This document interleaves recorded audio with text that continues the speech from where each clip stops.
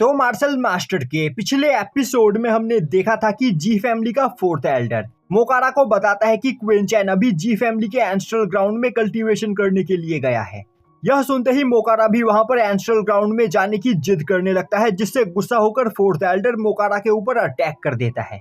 पर मोकारा काफी आसानी से फोर्थ एल्डर के साथ साथ डाओ युआन और डाओली को भी वहां पर इंजर्ड कर देता है और बोलता है, मैं तुम लोगों को एंसेस्ट्रल ग्राउंड के दरवाजे को ओपन करने के लिए 3 मिनट का टाइम दे रहा हूं। अगर 3 मिनट के अंदर वह दरवाजा ओपन नहीं हुआ तो मैं पूरी की पूरी जी फैमिली को डिस्ट्रॉय कर दूंगा। यह सुनते ही सभी लोग काफी ज्यादा डर जाते हैं और अब वह न चाहते हुए भी मोकारा को अपने साथ एंसेस्ट्रल ग्राउंड में ले जाने के लिए तैयार हो जाते हैं। और अब दिखाया जाता है कि फोर्थ एल्डर वू हुआंग, हसलमैन और मोकारा को अपने साथ लेकर एंसेस्ट्रल ग्राउंड के दरवाजे के पास आता है और अब वह उस जगह पर खड़े सोल्जर्स से बोलकर उस दरवाजे को ओपन करवाता है। और अब सभी लोग एक साथ एंसेस्ट्रल ग्राउंड के अंदर एंटर होते हैं, जिसके बाद फोर्थ एल्डर सभी लोगों को अपने साथ लेकर वहां से सीधे डीमन टावर की ओर जाने लगता है। पर काफी देर तक रास्ते में उसे वहां पर कोई भी सोल्जर नहीं दिखाई देता है, जो देखते ही फोर्थ एल्डर सोचने लगता है आखिर इस जगह पर क्या चल रहा है। इस रास्ते पर कई सारे सोल्जर्स रहा करते थे, तो आखिर आज वह सभी सोल्जर्स कहाँ गायब हो गए हैं।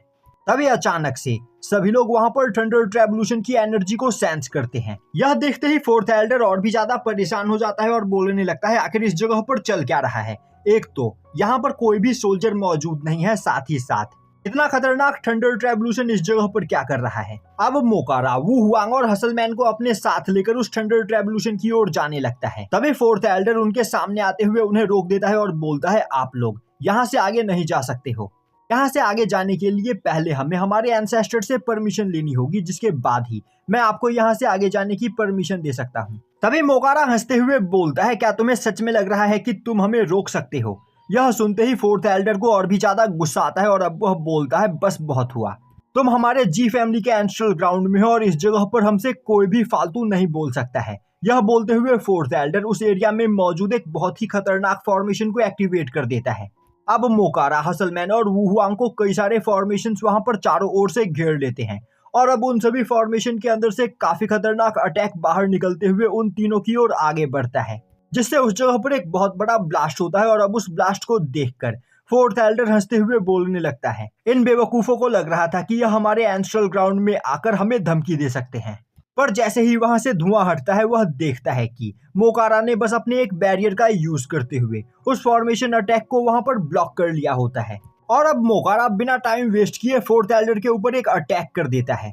यह देखकर फोर्थ एल्डर काफी ज्यादा डर जाता है और अब वह अपने पास से एक डेमोनिक फ्लैग को बाहर निकालते हुए जैसे तैसे मोकारा के अटैक को वहां पर ब्लॉक करता है, पर इसके बावजूद वह वहां पर इंजर्ड हो जाता है। और अब फोर्थ एल्डर डाओ युआन और डाओली दोनों की ही पावर का यूज करते हुए उस डेमोनिक फ्लैग को कंट्रोल करते हुए मोकारा के ऊपर अटैक कर देता है। तभी मोकारा हंसते हुए बोलता है, बेवकूफ, क्या तुम्हें सच में लग रहा है कि तुम लोग इस मामूली से डीमन फ्लैग का यूज करते हुए मुझे यहाँ पर डरा सकते हो।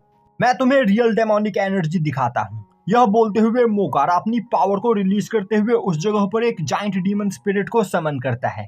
और अब उस डीमन स्पिरिट को देखते ही वहां पर सभी लोगों की हालत खराब हो जाती है और अब वह डीमन स्पिरिट फोर्थ एल्डर को वहां पर कैप्चर कर लेता है, जो देखकर डाओ युआन और डाओली काफी ज्यादा डर जाते हैं। और अब वह दोनों अपनी पूरी पावर का यूज करते हुए फोर्थ एल्डर को वहां से आजाद कराने की कोशिश करते हैं, पर तभी वू हुआंग आगे आते हुए काफी आसानी से उन दोनों के ऊपर अटैक करते हुए उन दोनों को इंजर्ड कर देता है। यह देखते ही फोर्थ एल्डर का दिमाग काम करना बंद कर देता है और अब वह सोचने लगता है, मुझे लग रहा था कि बस इस जगह पर मोकारा ही पावरफुल है, पर मोकारा के पीछे खड़े यह दो लोग भी बहुत ही ज्यादा खतरनाक है। तो आखिर अब मुझे क्या करना चाहिए? मुझे जल्द से जल्द एंसेस्टर को इस बारे में जाकर इन्फॉर्म करना होगा, वरना हमारे एंसेस्ट्रल ग्राउंड का आज डिस्ट्रॉय होना तय है। यह सोचते हुए फोर्थ एल्डर अपने डेमोनिक फ्लैग का यूज करते हुए मोकारा के कैद से आजाद हो जाता है और अब वह अपनी फुल स्पीड में वहां से भागने की कोशिश करता है। पर तभी हसलमैन अपने डेमोनिक चेन को बाहर निकालते हुए फोर्थ एल्डर को वहां पर बांध देता है। और अब हसलमैन गुस्से में बोलता है, आखिर तुम भाग कहाँ रहे हो? क्या हमने तुम्हें यहाँ से जाने की परमिशन दी है? आखिर हमारे बिना परमिशन के यहाँ से हिलने की तुम्हारी हिम्मत कैसे हुई? अब हसलमैन की डेमोनिक एनर्जी को देखकर फोर्थ एल्डर समझ जाता है कि यह सभी लोग डेमोनिक कल्टीवेटर है और अब वह चिल्लाते हुए बोलता है, मैं जानता हूँ कि तुम लोग ब्लड फॉलन माउंटेन के कल्टीवेटर्स नहीं हो, तो मुझे सच सच बताओ कि आखिर तुम लोग हो कौन? तभी हसलमैन बोलता है, बेवकूफ, तुम हमारी आइडेंटिटी जानने के वर्दी नहीं हो। यह बोलते हुए वह धीरे धीरे फोर्थ एल्डर का गला दबाने लगता है। अब वहां पर फोर्थ एल्डर की हालत और भी ज्यादा खराब होने लगती है और अब वह सोचने लगता है, अगर मैंने यहाँ पर कुछ नहीं किया तो मेरी पूरी की पूरी जी फैमिली डिस्ट्रॉय हो जाएगी, तो मुझे यहाँ पर कुछ भी करके इन तीनों को आज रोकना ही होगा। यह सोचते हुए फोर्थ एल्डर अब उस जगह पर अपनी बॉडी को सेल्फ डिस्ट्रक्ट करने लगता है। यह देखते ही सभी लोग परेशान हो जाते हैं, क्योंकि फोर्थ एल्डर के डिस्ट्रॉय होते ही वहां पर एक इतना खतरनाक ब्लास्ट होता कि वह तीनों ही इंजर्ड हो सकते थे। इसीलिए वू हुआंग अपनी समझदारी का फायदा उठाते हुए जल्दी से एक एम्परर लेवल बैरियर बनाते हुए फोर्थ एल्डर की बॉडी को उसी बैरियर के अंदर सील्ड करने लगता है। पर वू हुआंग का वह बैरियर भी उस ब्लास्ट को सप्रेस नहीं कर पा रहा होता है, जो देखते ही हसलमैन और मोकारा वू हुआंग के पास अपनी पावर को ट्रांसफर करते हैं, जिससे वू हुआंग अपने बैरियर की पावर को उस जगह पर और भी 9 गुना ज्यादा बढ़ा देता है, जिससे अब फोर्थ एल्डर के ब्लास्ट की पावर उस बैरियर से बाहर नहीं निकल पाती है और उस बैरियर के अंदर ही फोर्थ एल्डर की पूरी बॉडी डिस्ट्रॉय हो जाती है। तभी माओ हंसते हुए बोलता है, यह बेवकूफ फोर्थ एल्डर बस मार्शल एम्परर रेलम के 7th लेवल पर था और इसे लग रहा था कि यह हमें यहाँ पर रोक सकता है। और अब सभी लोग फोर्थ एल्डर की बॉडी के ऊपर लात रखते हुए वहां से आगे बढ़ जाते हैं।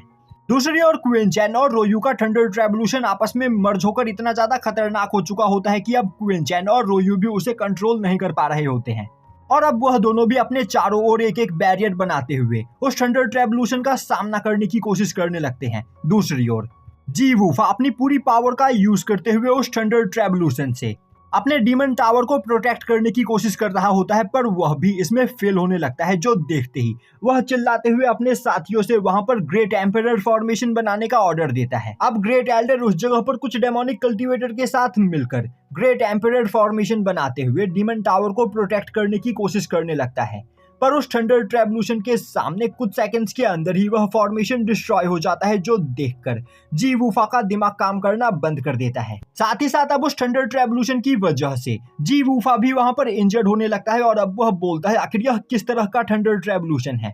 आखिर मार्शल गॉड रेलम का थंडर ट्रेवल्यूशन इतना ज्यादा पावरफुल कैसे हो सकता है?